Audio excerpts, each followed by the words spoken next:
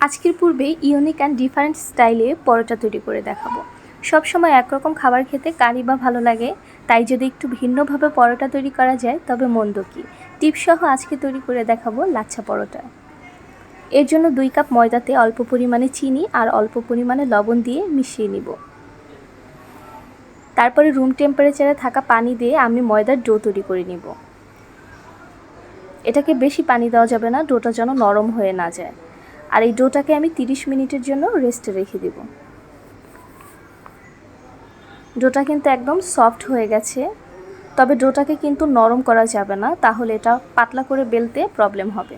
এখন আমি ডোটাকে 4টা ভাগ করে নিয়েছি আর এটাকে রুটির মতো করে বেলে নিব।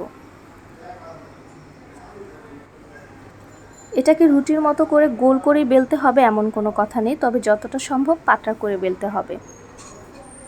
আমি একবারে পাতলা করে বেলে নিয়েছি রুটিটা। এখন আমি যতটা সম্ভব চিকন করে এটাকে কাটবো।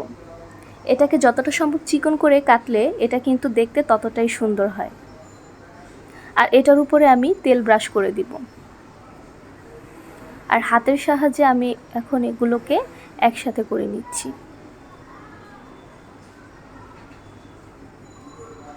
এটা খুব সাবধানে আস্তে আস্তে করতে হবে। এটাকে যতটা সম্ভব বড় করে এইভাবে রোল করে নিচ্ছি। এভাবে আমি প্রত্যেকটা পরোটা একইভাবে বানিয়ে নিব।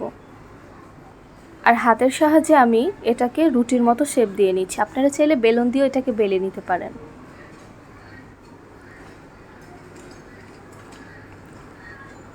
এখন আমি এটাকে একটা ফ্রাই প্যানে ভেজে নিব।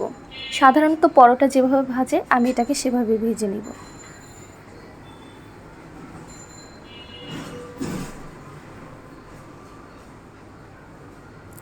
এই লাচ্ছা পরোটা সবজির সাথে, চায়ের সাথে, যে কোনো মিষ্টি জাতীয় খাবারের সাথে পরিবেশন করতে পারবেন।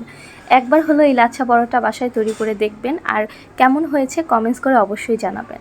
আরও নতুন নতুন ভিডিও পেতে আমার চ্যানেলটি সাবস্ক্রাইব করুন, লাইক শেয়ার কমেন্ট করে পাশে থাকুন। এমন সহজ রেসিপি পেতে আমার চ্যানেল থেকে ঘুরে আসতে পারেন। আবারও নিয়ে আসবো অন্য কোনো রেসিপি। ততক্ষণ ভালো থাকুন, সুস্থ থাকুন। আল্লাহ হাফেজ।